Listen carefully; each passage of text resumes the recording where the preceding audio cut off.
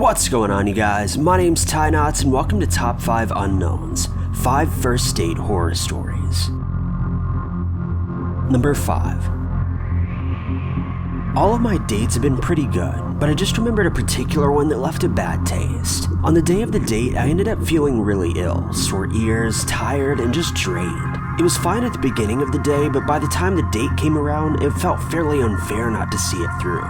I was upfront about it and said that I was just feeling under the weather, but wanted to have a drink, at least for an hour. We went to one of those trendy cocktail bars. It wasn't really my style, but whatever. Anyway, the bouncer at the door used to work with my date. They chatted for a while, which was perfectly fine, and then we sat down. Well, after about 20 minutes or so, the bouncer comes over and sits at our booth, interrupts our conversation, and just starts chatting with my date. It gets a bit weird, but then they start to flirt, and I'm just trying to play it cool. At that point, I needed to freshen up a bit because I was feeling worse than ever. So I asked the bouncer for directions to the toilet, and he said that they were renovating, so that I need to use the toilets in the bar next door, because they apparently had the same owner. Anyway, I did just that and left the bar.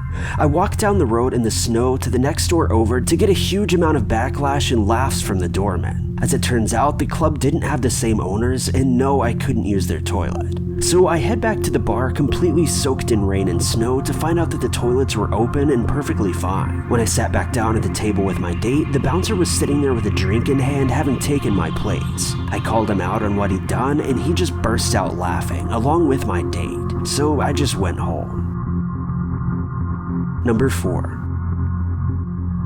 I got sick from the food we ate at a restaurant. It didn't agree with my stomach for some reason. So on the way home, we're on the freeway, and I just couldn't hold it anymore. My date kindly and quickly pulled over on the side of the road, and I jumped out. It was a desert terrain with no bushes. In the cool night air, with only my date's car shielding me from the freeway, I had to relieve myself to end my gastrointestinal torture. When it was done, obviously there was no toilet paper around. My date then went to the trunk and retrieved one of his custom-tailored white French cutoff shirts that was supposed to be dropped off at the cleaners the next morning. He donated his shirt to my cause. Although totally embarrassed and humiliated, I got back into the car. Not only did my date handle the entire situation with compassion, but he took me back to the restaurant and called them out on the incident that their food had just created. Not only did we keep dating after that, but we actually married and just celebrated 17 years in April. He still calls me Freeway. Number 3. I met a girl in a college class and noticed that she was looking at golf clubs on eBay. Being a golfer myself, I figured it was the perfect conversation starter and went with it. After an exchange of numbers and some conversation, we had a golf date at a local country club for the next afternoon. So the first few holes went well, but then the 7th hole happens. I'm about 230 yards away from the green.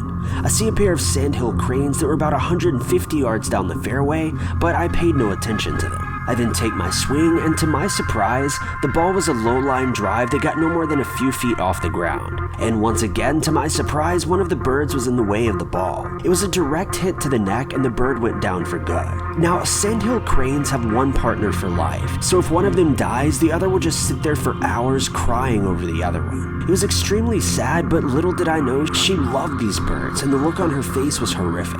She broke down in tears. We then played the next 2 holes with maybe exchanging 10 words, and I didn't hear from her again. Number 2. The worst date I've ever been on. I meet a girl I really like at a Starbucks that she works at, which is conveniently near my house. We had plans on going to dinner and to see a movie, but it was early, so we ended up just having some coffee and talking, getting to know one another. It was then that I noticed a woman in the corner of the restaurant that had fallen asleep in one of those big comfy chairs. The woman incoherently mumbles every once in a while and slumps further and further into the chair. Finally, the girl I was going out with goes over there and tries to wake the lady up to check on her. And it turns out she wasn't just asleep. She was falling into a diabetic coma. Ambulances were called, and eventually the girl just told me to go home because she had to stay to make sure the lady didn't die. Number 1. It was near Halloween when my friends and I were telling ghost stories. My friend said she was going to tell a story about her parents' first date. She didn't like telling the story since it was actually true, but we prodded her on. Her parents had a nice, if awkward, first date, and around the time that they would have said goodbye, my friend's dad suggested that they go for a midnight hike up to Provo Canyon. He apparently knew the place quite well, since he'd done a fair amount of rock climbing in that area. So the two drive up to the mouth of the canyon, get out of their cars, and start hiking just under the light of the stars, since it was a new moon. At some point, her dad starts getting a bad feeling, since the pathway up ahead, which is under some trees, would be dark, and because it was getting to be quite late. He ignores the feeling and presses on. In later rehearsings of the story, her mom would say that she also had that exact same feeling at what was probably the exact same time, though she didn't know the trail like he did. A minute later, the feeling came back to her dad. He ignored it and started walking a bit of the way into the trees when his foot hit something soft in the middle of the path.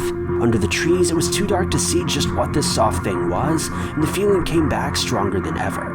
So instead of finding out what his foot had bumped into, he and her mom both agreed to just hightail it out of there. Years later, after being married for some time, they were watching an interview with Ted Bundy, a man who'd taken the lives of over 30 people. In response to a question asking him the time that he felt closest to being caught, he explained about the night that he lured a girl into Provo Canyon, and had just taken her life when he heard some people coming up the trail. He explained how he hid in the trees just in time, only to watch some guy bump right into the body, and for some reason just turn around and walk away. Thank you guys so much for watching. If you like this video, be sure to click that like button. Also, don't forget to subscribe and click that notification bell to keep updated with our videos.